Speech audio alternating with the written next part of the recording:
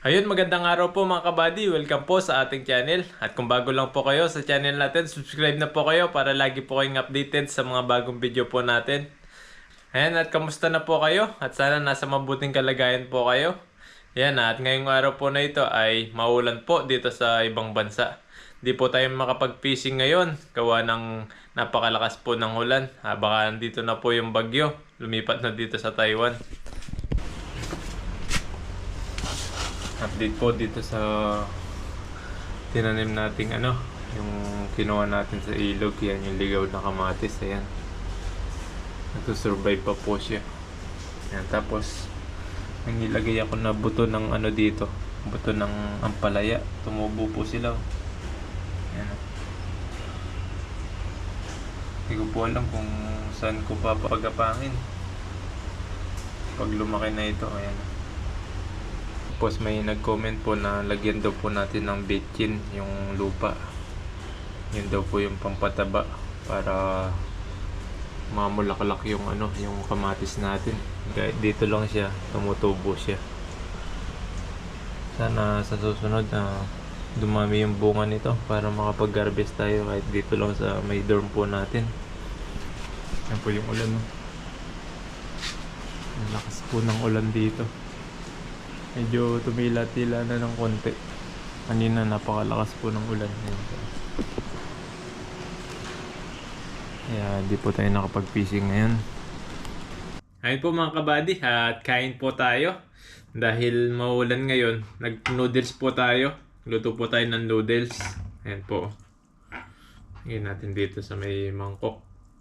Ayan. Noodles po tayo. Beef noodles po ito.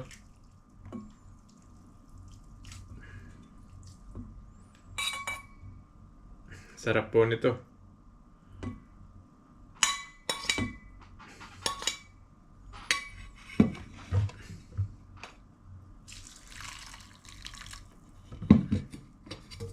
Yan, noodles po tayo. Naulan po ngayon, di po tayo nakapag-fishing. Baka biglang bumaha sa ilog habang nag-fishing tayo. Ayan po, kain po tayo. May tinapay po tayo. Bibili tayo sa 7-Eleven kanina. Meron tayong dito, chicken, yung parang maliliit na chicken. Tapos may Yakult po tayo rito. Ayan, kain po tayo. Ayan, sarap po nito, noodles. Ayan, pray muna tayo bago tayo kumain. Panginoon, maraming salamat po sa pagkain ko po na nasa harapan ngayon. Basbasan niyo po ito at bigyan niyo pong kalakasan sa aking pangatawan. Maraming salamat po. In His name, Amen. Po, kain po tayo. Muna natin yung sabaw. Medyo malamig po ngayon. Ang sarap po. Malasa. Yan po. Yan. Sana kumain na rin po kayo. Sana natin yung tinapay. Yan. Ito po tinapay na to. May po siya. May ampo siya sa loob. Sarap niya po. Tapos may po siya, cheese. Noodles sa malamig na panahon.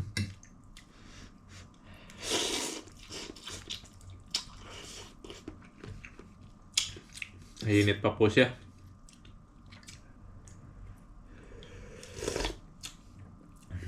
Sarap po na sabaw.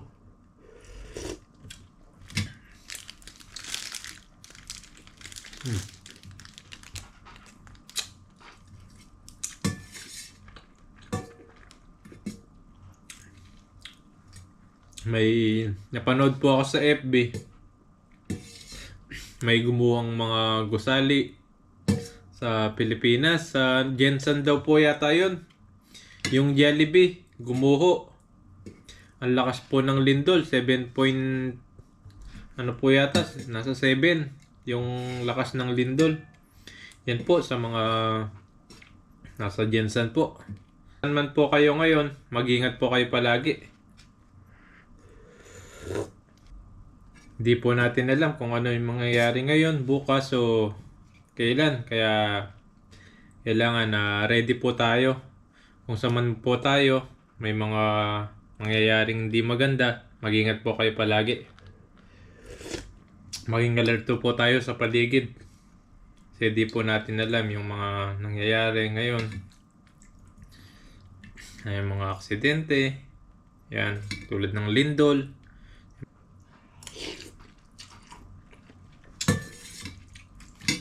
Ayun po.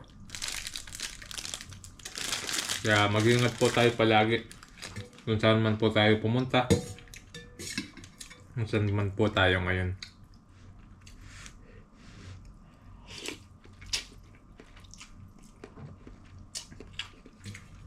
Alagaan din po natin yung mga sarili po natin. Iwasan din po natin magkasakit. Kumain po tayo sa tamang oras.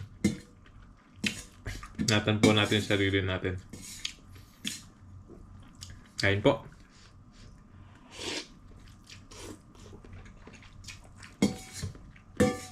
Sarap po nito. Lalo na tagulan po ngayon.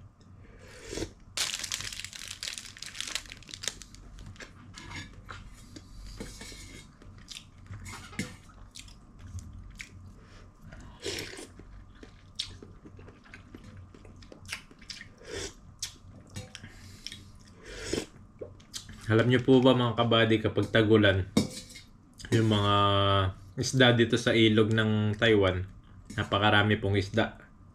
Lalo na lumalabas po sila kapag tagulan na. Talagang makikita mo sila sa gilid ng ilog. Napakaraming isda. Kaso minsan kinakabahan din po tayo mag-fishing kapag tagulan. Kasi malalakas po yung baha. Talagang minsan yung tulay umahabot, malapit na sa tulay. Umahabot hanggang taas.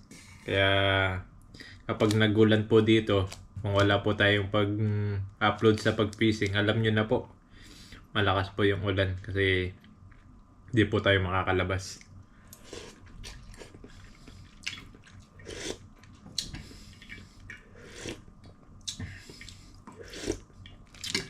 Harap po. Sa amin sa po dito kapag tagulan din po, bawal din pong pumunta sa mga ilog-ilog, lalo na sa mga mabilis bumaha. Kung may nakakita sa iyo ng mga tao dito, ayan, at yung kanila, sisitahin kanila na bawal pumunta sa mga ilog kasi lumalakas yung baha. Kaya kapag tagulan, dito lang tayo sa dorm. Yan, kung ano-ano lang po yung pwede natin gawin dito.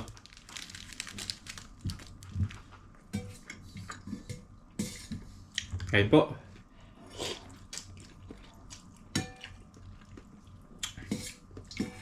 Sana wala naman pong nasugatan o ano man po man nangyari dun sa sa may Jollibee na gumuho.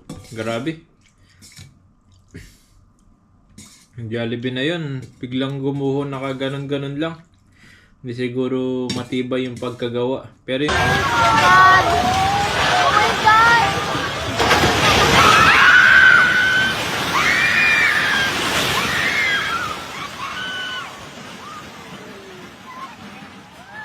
Yun naman pong tabi niya na simbahan, ang tibay. Pero yung Jollibee, grabe. Isang lang, talagang yung mugyog na kagad yung Jollibee, tapos biglang gumuho siya. Grabe po yung napanood ko. Kagigising ko lang kanina. Yung po yung napanood ko, biglang lumabas po yun. Tapos yung Jollibee talaga yung gumuho.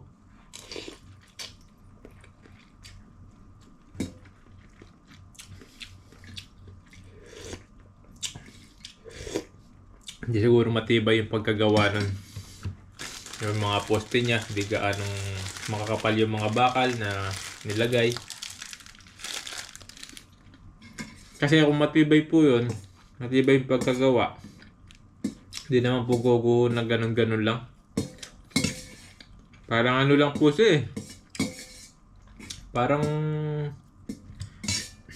puno lang po siya na bigla na lang guguho. matutumba. Ang bilis yung pagkahalog ng building ng Jollibee. Ayun, bigla na siyang gumuho.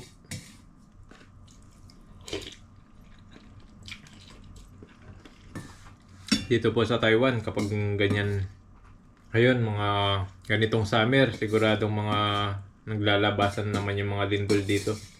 Kasi dito po sa Taiwan, ano na po nila yan, kada mga summer, lagi po lumilindol dito. Kaya yung mga building na nila dito, yung mga bakal na nilalagay sa mga poste nila, matitibay po. Siguro yung mga gumuguho dito, yung mga sinaunang building po, yung mga luma na. Yun po yung mga kadalasang gumuguho dito. Pero yung mga yung mga bagong gawa ngayon, matitibay na po yan kasi alam na po nila dito na laging naglilindol po rito.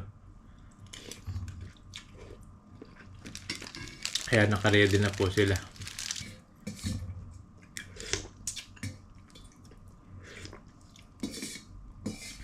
Ay mga kabady, update ko po kayo sa nabili po natin lupa sa Pilipinas. Ay po, panoorin nyo po. Ayun po, eto na po yung lupa na nabili natin sa Pilipinas. Ayun po, at pinaglagyan po natin ng mga poste. At yan pong poste na yan, may mga samento na po yan. Tapos ang susunod po na gagawin dyan, nalagyan po ng mga hollow blocks. Yan po yung papa ko. Yan, at naglilinis ng mga, tinatanggal yung mga damo.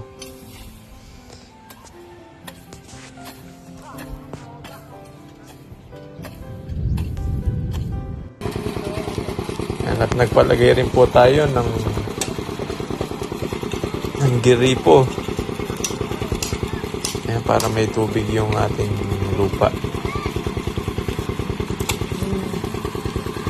Para po kapag nagtanim ng halaman si Papa, may pandilig po siya sa mga halaman na itatanim niya.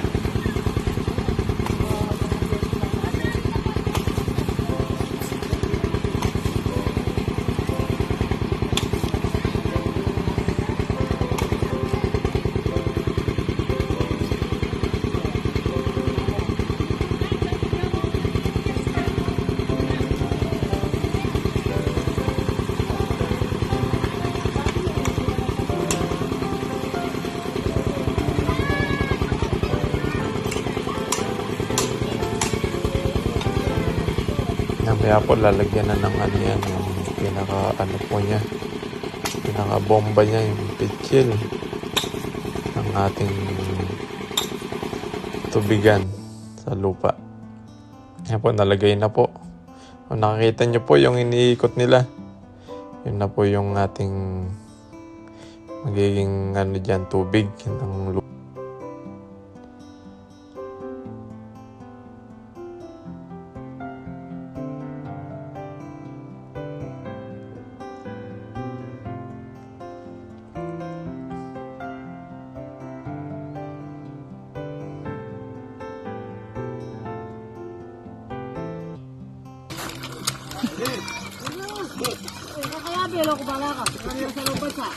Po, binobomba-bomba na po para kita yung pinakamalinis na po niya, pinakamalinaw na tubig para lumabas yung malinaw.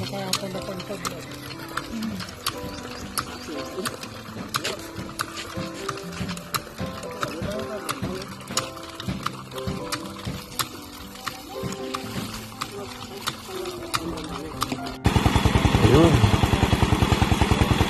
Ano po yung pinaka po ng ating gripo, pinaka tubig niya, pinaka malinaw na tubig. May tubig na po yung lupa na nabili natin sa Pilipinas.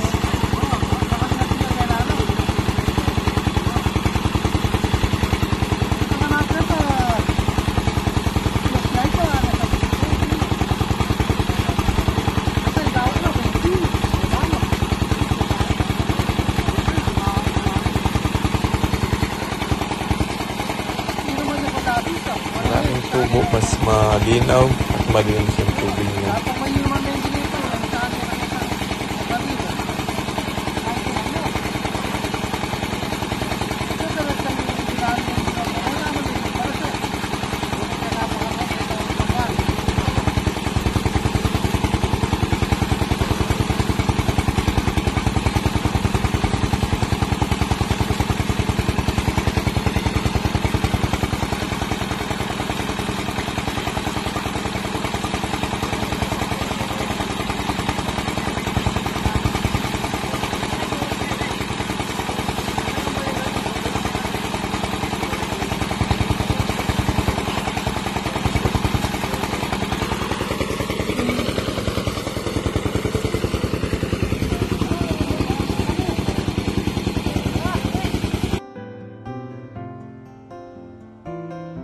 Ayun po, dito po, nagpalagay na po tayo ng cyclone wire. Yan po yung mga tagalagay po natin ng cyclone wire. At sila rin po yung naglagay ng mga hollow blocks. Yan. Nalagay na po nila. Yan, simpleng bakod lang po para po mabakuran yung lupa po natin na nabili. Mula sa pagsisikap dito sa ibang bansa.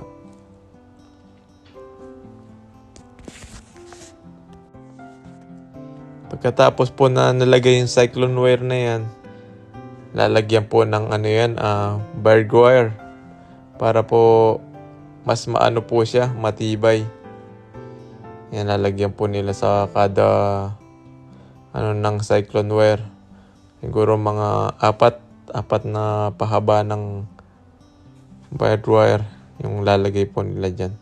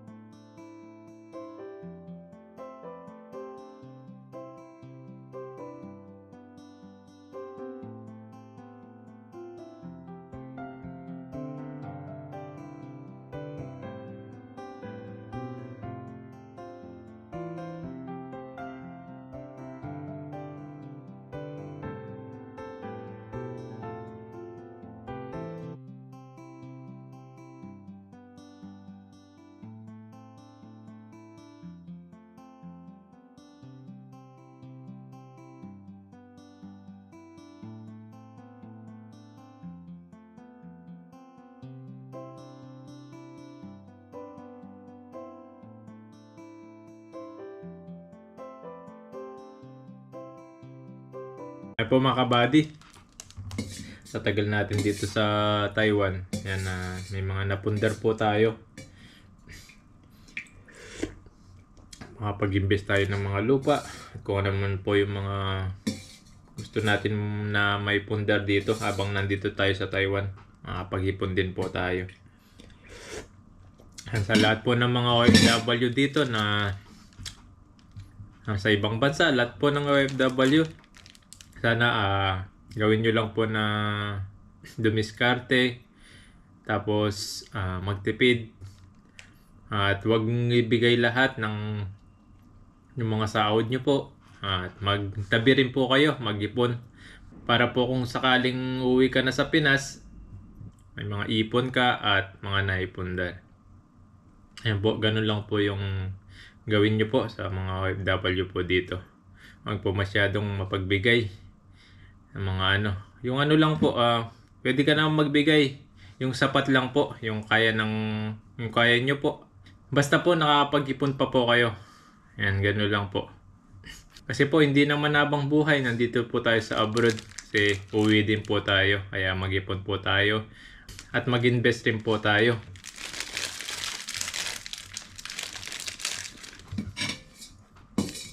Yun lang po yung mga payo ko sa mga OFW na tulad ko.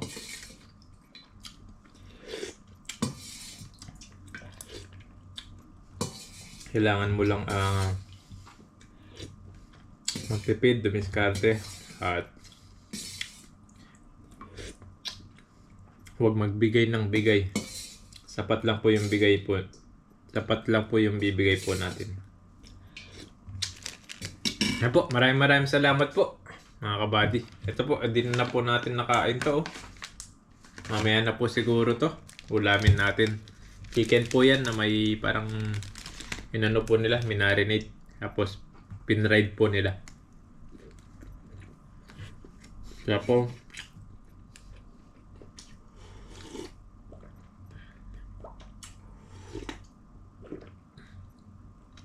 sarap po na sabaw. Yakult po tayo. Di po natin naubos yung noodles natin. Meron pa po rito. Ano po kasi to, dalawa yung nilagay natin, kaya mas marami. Hindi po natin naubos.